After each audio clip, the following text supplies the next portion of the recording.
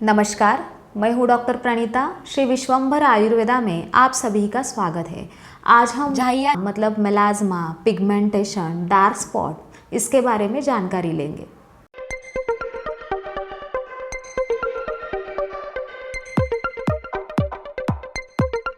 बहुत बार मुझे यह प्रश्न पूछे जाते हैं कि आयुर्वेद में झाइया मतलब मेलाज्मा के बारे में कुछ बताया है क्या? आपके पास झाइयों पर कोई इलाज है क्या? झाइया जाती है क्या? मुझे पहले झाइयों जैसा कुछ नहीं था, अब है, वो किस वजह से है? मतलब झाइया आने की वजह क्या क्या है? ऐसे बहुत सारे प्रश्न मुझे पूछे जाते हैं। इन सभी प्रश्नों के जवाब आप सभी को मिले, इसलिए आज हम झाइया मतलब मेलाज्मा इस विषय पर बात करने वाले हैं। और झाइयों के लिए आसान घरेलू उपाय जो आयुर्वेद के ग्रंथों में बताया गया है वो भी मैं आज आपको बताने वाली हूँ। इसलिए पूरी जानकारी के लिए वीडियो को अंत तक ज़रूर देखिए। अगर आपने अभी तक चैनल को सब्सक्राइब नहीं किया तो सब्सक्राइब कीजिए, वीडियो को लाइक और शेयर कीजिए और नए नए वीडियो के नोटिफिकेशंस के लिए बेल आइकॉन प्रेस करना ना भूलिए।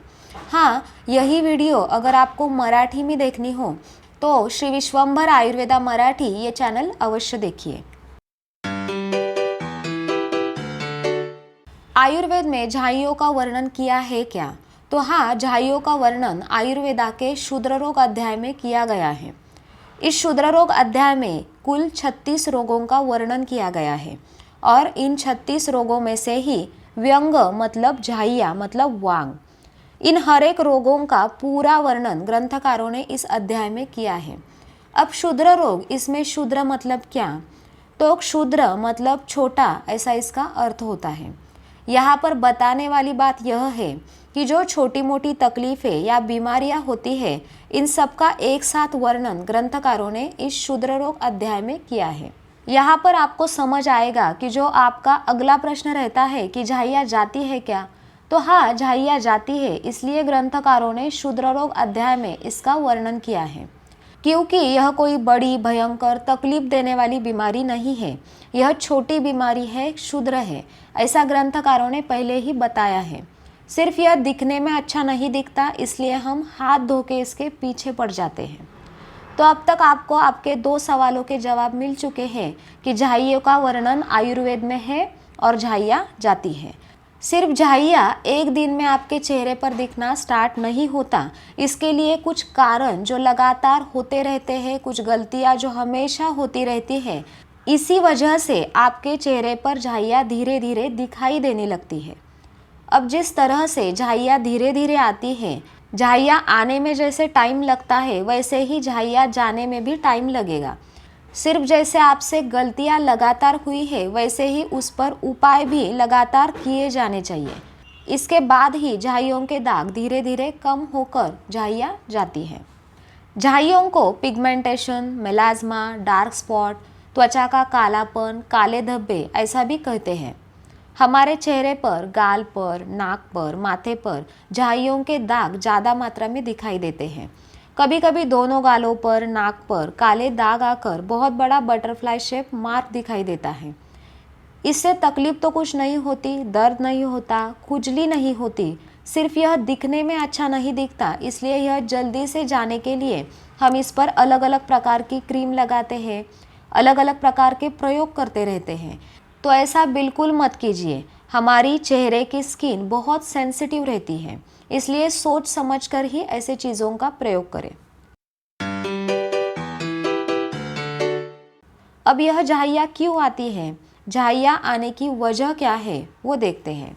शोक क्रोधादि कुपितात वात पित्तान मुखे तनु श्यामलम मंडलम व्यंगम वक्राद अन्यत्र नीलिका, ऐसे झाइयों के कारणों का श्लोक वाग्भट ऋषि जी ने बताया है।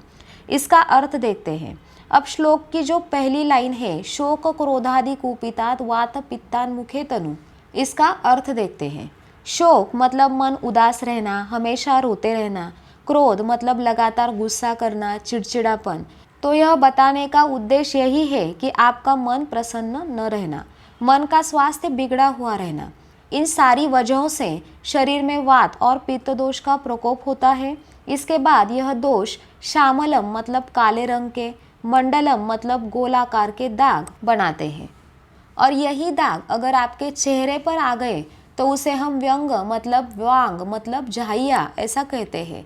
और चेहरा छोड़कर यह दाग अगर दूसरी जगहों पर आए तो उसे नीलिका ऐसा कहते हैं। इन झाइयों के दागों में कालापन रहता है और वात दोष का प्रकोप हुए बिना कालापन नहीं आता। यहाँ पर पित्त दोष भी बिगड़ा हुआ रहता है। पित्त का और रक्त का बहुत नज़दीकी संबंध है। इसी वजह से यहाँ पर वात और पित्त का प्रकोप होकर यह झाइयों के दाग के निशान बन जाते हैं। तो यह हुए ग्रंथोक्त कारण। अब झाइयाँ आने के अन्य कारण देखते हैं।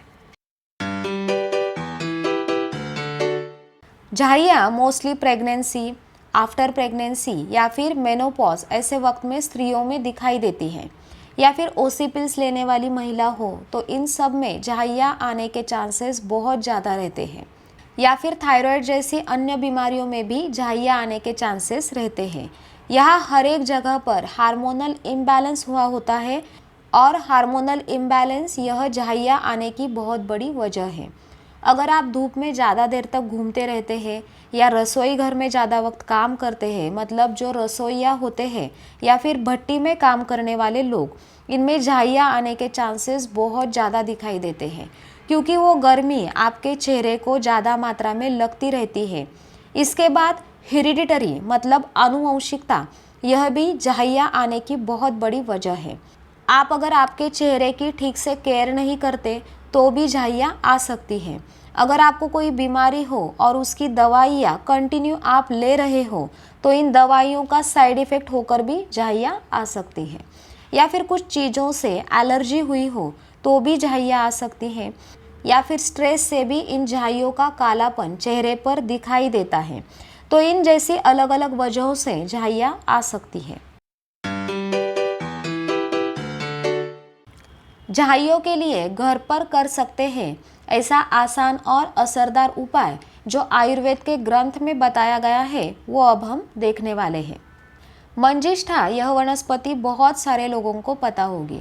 तो इस मंजिष्ठा की लाल रंग की जड़ें रहती हैं।